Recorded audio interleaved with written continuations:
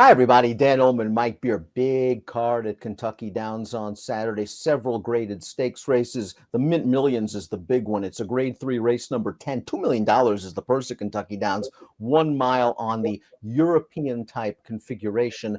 But before we get to the entry card, let's take a look at the Labor Day sale. Up to 50% off PPs, picks, clocker reports, the digital paper, all your favorite DRF products.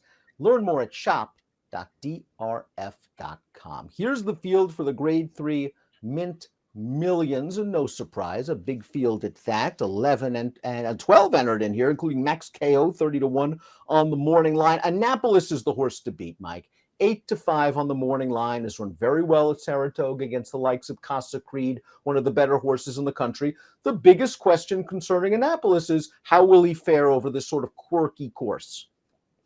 Yeah, that is one of the things that you always have to concern yourself with horses who have never run at Kentucky Downs before, because some horses just won't like it and they won't show up with anything like their best performance. If Annapolis does handle it and show up with his good race, he's going to be really tough in here, Dan. I know this is a big purse, but it's only a grade 3. This is a really, really good turf horse. And I know he's lost his last two starts up at Saratoga, but he ran well in both of those races. I'm curious to see how this race shapes out from a pace standpoint. We throw up the Timeform US pace projector. The number 8 Churchtown, according to Timeform US, will be on the lead after the first half mile. This horse has the speed to do it. He's been sitting in his last two, but I wouldn't be surprised if he's forward. The good news about Atone is that he can pretty much adapt to any sort of pace scenario, stitched as well.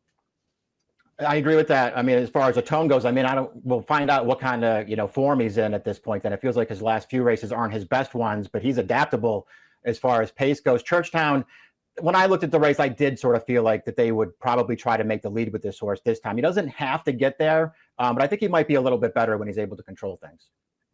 The number 1 is Cabo Spirit. He's cross-centered at Kentucky Downs on opening day. We like him in that restricted race. This is obviously a tougher spot. He is a multiple graded stakes winner in his own right. And again, in his most recent race, the Eddie Reed, he just was sort of pulling. He never got any sort of cover. He made a mid-move into it. He flattened out. I think you can excuse that race, and he's faced tough competition 2 and 3 back. Blinkers off if he runs here.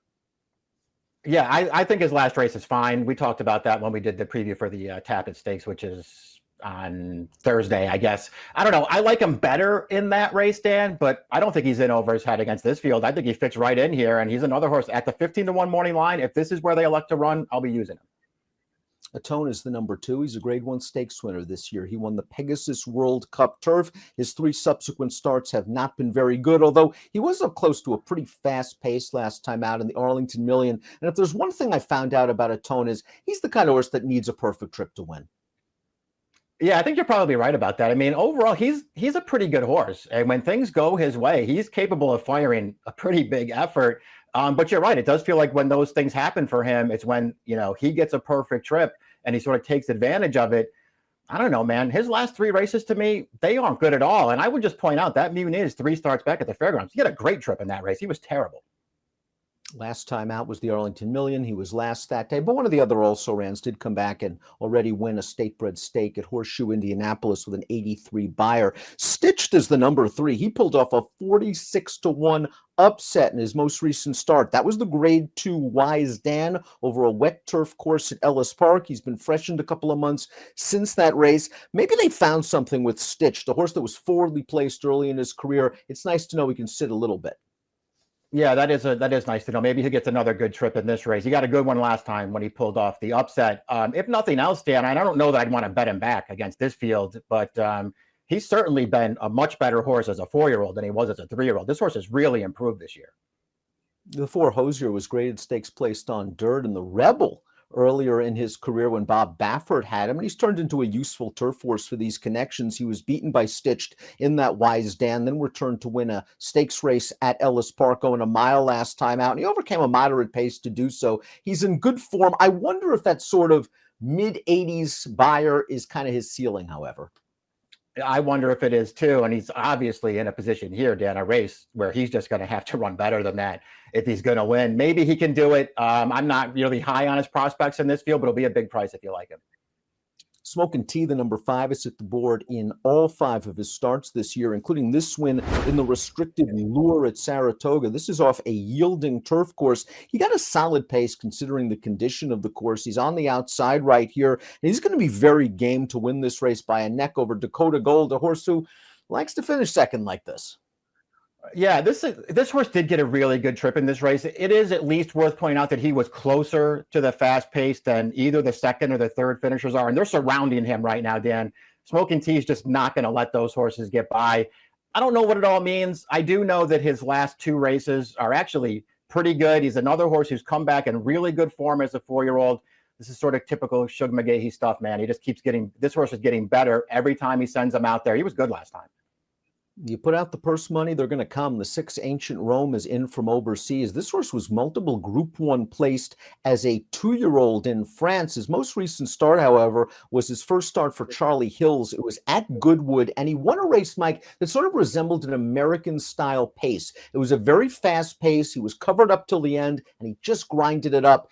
The pace worked for him that day, and it might work for him turning back to a mile.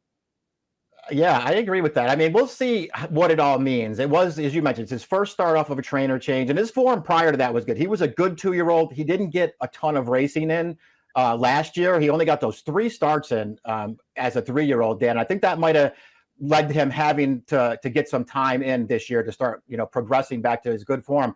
I thought he ran really well last time. You're 100% right. The pace was there for him. This horse, once he got out into the clear, and he didn't get clear until the very end, he came with a big run to close that race down. I thought he was pretty impressive last time.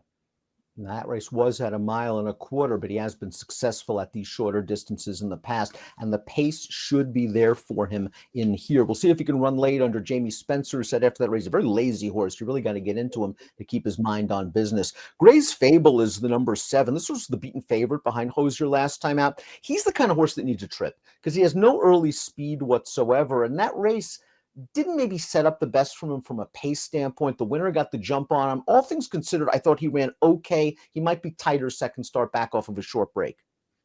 Maybe he will be. I'm with you. I just thought he ran okay last time. It wasn't the kind of performance that made me want to bet him back as they move him up in class here. He's faced Annapolis a couple of times in his most recent starts. Annapolis just smashed this horse in both of those races. I mean, he's pretty consistent. I think you can expect him to just show up and run his race. I just wonder if it'll be good enough.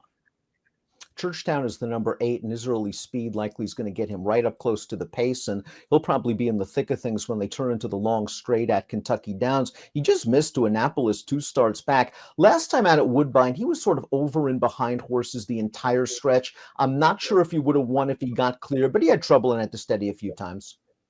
Yeah, I agree. I didn't like the trip that he got last time. I'm not suggesting that he was necessarily going to win there, but boy, you talk about a horse who didn't have a fair chance. It was him. He was really good 2 back against Annapolis. He had no excuse that day. He was only second best, but that was a good performance. His overall turf form is really strong. He can get the right trip in this race. We'll see if he likes Kentucky Downs. Maybe he will, maybe he won't. But if he runs a good race here, he's a major player. The 9 Getter number is a multiple winner on turf. He has not been on the surface in over a year. He was plying his trade last year on dirt and doing very well for Peter Miller, running second in the prestigious Cigar Mile. Since that race, though, sort of the wheels have come off a little bit. A couple of third-place efforts in grade 3s on dirt. The last 2 haven't been good. They're trying to surface switch maybe to wake him up. He does have some back class. He does have some back class, and he has handled turf before. I don't know that you could look at those races and say, well, he's at least as good on turf as he is on dirt. I don't know if that's really the case, but he will handle turf. Will he handle the Kentucky Downs turf? I have no idea, Dan. He's a big price, and he's got some quality to him, so I guess I wouldn't argue too hard if you wanted to take a shot. Let's take a look at the number 10 Annapolis's last race. It was the grade 1 4-star Dave. He's already a grade 1 stakes winner on turf, and this pace kind of quickened up down the backstretch, and he was up close to it on a hard chase. He eventually will make the lead from this long shot, but Casa Creed got a setup. Casa Creed is very tough, and Casa Creed runs down Annapolis. Another good effort for this Warfront colt. Yeah, he ran well in here. The pace was solid. I still thought overall Annapolis got, I thought anyway, Dan, a really good trip in this race, and he's just second best to Casa Creed, and that was the case 2 back in the Kelso as well. That day, I thought maybe the trips made a little bit of a difference. I don't think that was the case last time. I guess Casa Creed is just a little bit better than Annapolis, but Casa Creed's a really, really good horse. He's the horse to beat in here. We talked about how you just don't know what's going to happen at Kentucky Downs, Dan. If he runs his A race here, he's going to be really hard to beat. I think the 11 to Habab is somewhat intriguing in his second start in North America for an underrated turf trainer. He just got wired last time out in a slow-paced race in his North American debut. As a European horse, he stayed back. He tried to make one run. All in all, I guess it was okay. He took some money in that race. He wasn't facing the best quality of competition over there, but just maybe getting to a quirky course in a race with a lot more pace, he can at least get a piece at a big price. Yeah, I won't argue with any of that stuff. We'll see. I have no idea how good this horse actually is. He ran some decent races though over in Europe, Dan. It's interesting. He was a debut winner, and then his only other win came off of a really, really long layoff. So he obviously fires well fresh. His other races sort of in between those, I can't say that I love him, but I guess he did have enough of an excuse last time. Completing the field is the 12 Max KO going out for Michael Maker, dangerous trainer at a very big price. James Graham takes them out. Tough post again after being on the far outside last time out at Ellis Park, where he was part of the pace and then got tired that day. Again, from a tactical standpoint, he doesn't have to be far away. He probably has to run a career best number. Probably does. I mean, to me, really, the only thing to really like about him, obviously the Maker trainer change is a big positive for this horse, but he's run this horse twice here at Kentucky Downs. He's won both of those races. And I think a Maker probably knows that. That's why he's running here. And horse for course angle, very strong at Kentucky Downs. Top pick time for the Mint Millions, $2 million on the line for this grade 3. We're both going to go with this European horse, Ancient Rome. I hope he isn't completely out sprinted in the early going of this race, but he'll stay on and he'll run on late. The horse to beat is Annapolis. I'm not sure I want to go too low on the tote considering he's unfamiliar with this course. That's why I didn't pick him. I mean, I think he is the horse to beat, but maybe I'll take one shot against him with this European shipper. I did like Ancient Rome's most recent start. I thought he looked really good winning there. I'm also, if this is the race that they decide to run in with Cabo Spirit, the one, I'm using him.